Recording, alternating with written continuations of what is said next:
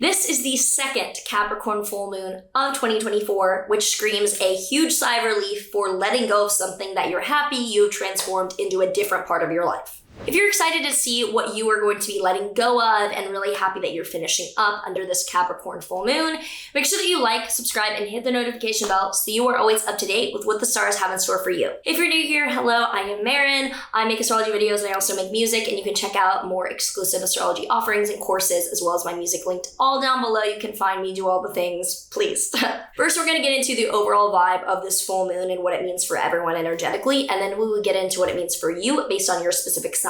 So this is happening on July 21st, 2024 at 3:15 a.m. Pacific time. So early morning everywhere in the US. It is happening with the sun and moon at 29 degrees of Cancer and Capricorn. This full moon is going to be the second one in Capricorn. We had one earlier this year, about a month ago, very early in Capricorn. Now we're having one very late. And because we have 13 full moons a year, this means that this year it ended up with 2 in Capricorn. This means that the moon is at the very last degree in the last third or the last decan of Capricorn. And Capricorn is already a Saturn-ruled sign, so this full moon is going to bring up themes of Saturn, which are seriousness, maturity, and boundaries. But with the full moon in the decan or the third that is also ruled by the sun, it is associated with power and with authority. And it's associated as well with the Four of Pentacles tarot card. So this part of the sky talks a lot about, and this tarot card talks a lot about material power and like executive high-level decision-making that comes with what boundaries you need to enforce when you have an amount of responsibility on your hands. So the sun is then opposite that at 29 degrees of Cancer. And Cancer is ruled by the moon, which is much more emotional, but this last third of Cancer is associated with the Four of Cups tarot card and is ruled by the moon as well, which adds even more kind of emotional feelings of nostalgia or belonging or heartfeltness with this matter. This is known as the Lord of Satiety or Luxury, and it's kind of about reaching a point in life where you don't want any more. You're comfortable, you're satiated, you do not want any more. This full moon overall screams, I've had enough of this. I've lived out all the available options, power, luxury I could have with this part of my life. I'm doing well. I got what it has to offer. I have literally had enough and I am good. The one thing about this full moon that is quite intense is that it is 1 degree away from Pluto in Aquarius. So even though this is in Capricorn, Pluto is at 0 degrees of Aquarius. It is right on this full moon, and it's out of sign, so it's not quite as intense as if this was all in Capricorn, but Pluto is still really close to this full moon, and Pluto is a planet of intensity, paranoia, drama, manipulation, and transformation. It is a cathartic energy. So it's kind of bleeding in, showing that we are finishing this hardship. We're finishing even the good things that came from this chapter in our life. And the intensity is now moving into a different area and it's bleeding into this, but like we're literally focusing that energy and that priority on a different area of our life now. If you need a hint as to what area of life this is happening right where the Saturn, Pluto, South Node, Jupiter conjunction of early 2020 was in your chart.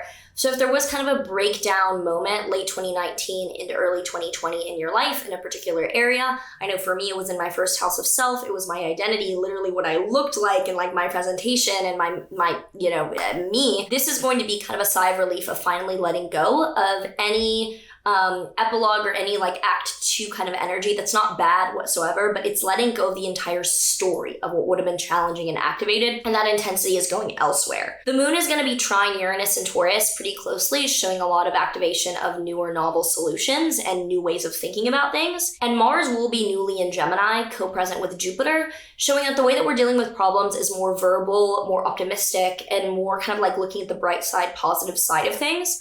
Jupiter will be approaching a square to Saturn during this, which does show that there is kind of a battle of expansion versus boundaries in the way that we're looking at this part of our life and our options. And the other kind of crazy thing going on is that Mercury will be exactly square Uranus and Taurus. Mercury in Leo is already drama, and Uranus is chaos and disruption. Mercury squaring Uranus kind of screams word vomit, diarrhea of the mouth, saying crazy shit, and just like re-aggravating an already weird situation, it's not bad. I have Mercury opposite Uranus natally, so like the way I talk is kind of just like, oh, why? Like boom, boom, boom, boom, Jesus, calm down. That's kind of the energy around this.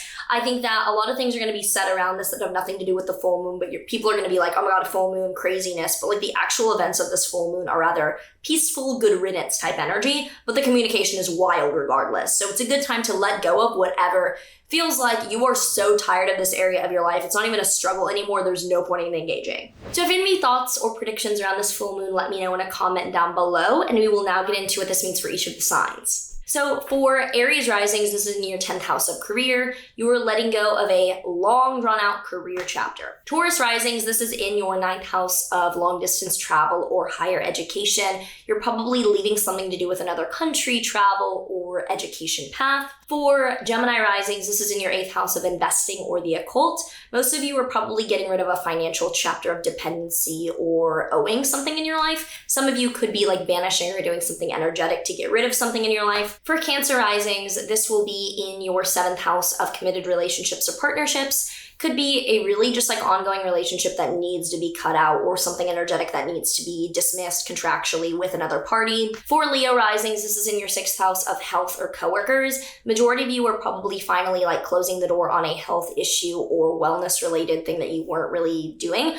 Some of you could be ending a relationship with coworkers. For Virgo risings, this is in your 5th house of dating or creativity. You're probably either letting go of a creative project that you're finally done with, or you are ending a romantic relationship that you just like need to like be like, okay, thank you, like enough. If you are a Libra rising, this is in your 4th house of family or home. You're probably finishing something at home or selling a house or getting rid of something with your family. If you were a Scorpio rising, this is in your 3rd house of day-to-day productivity and content. So you're probably letting go or finishing up something that's just like day-to-day work, job busyness.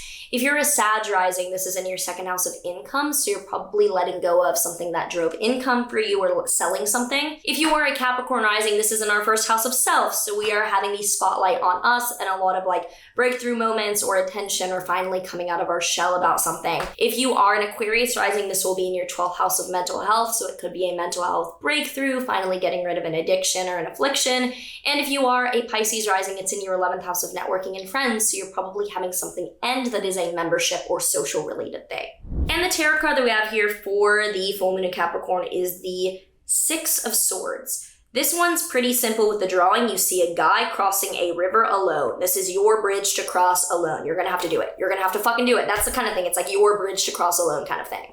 So if you enjoyed this, let me know down below and make sure to like and subscribe. And yeah, let me know what your plans are for this full moon and how you're feeling. Have an awesome 2nd Capricorn full moon, and I will see you in the next one. There is one thing